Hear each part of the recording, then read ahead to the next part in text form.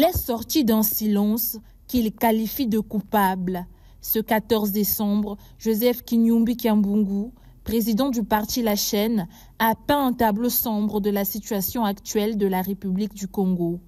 À 2 semaines de la fin de l'année 2024, le pays serait en ruine, à en croire ses mots.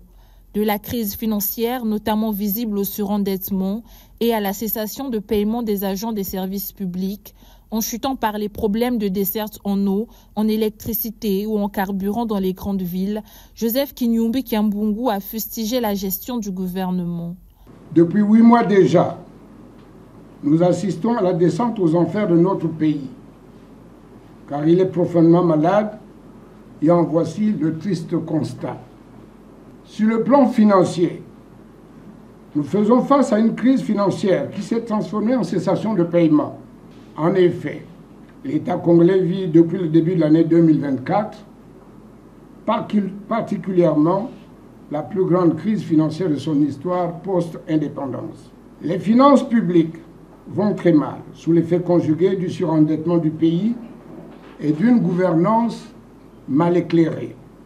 Ce surendettement explique malheureusement aujourd'hui la multiplication des problèmes d'insolvabilité et de défaut de liquidité qui ont plutôt servi à enrichir les hommes du pouvoir et les écuries en vue de la conservation du pouvoir en se transformant en un état de force cessation de paiement.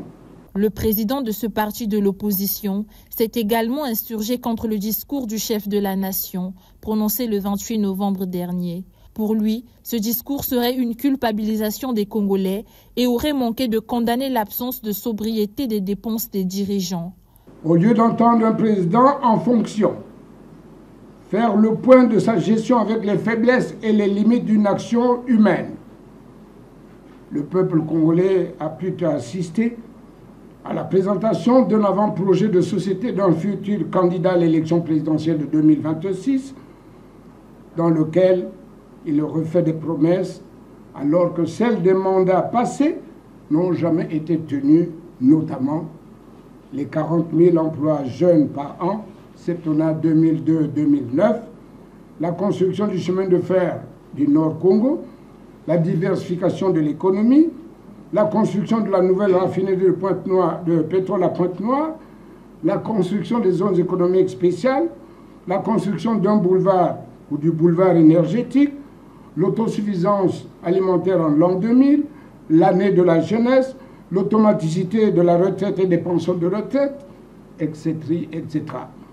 Pour sa part, Joseph Kinyumbi Kiambungu a émis quelques recommandations qui pourraient, à son avis, redresser la situation socio-économique du pays.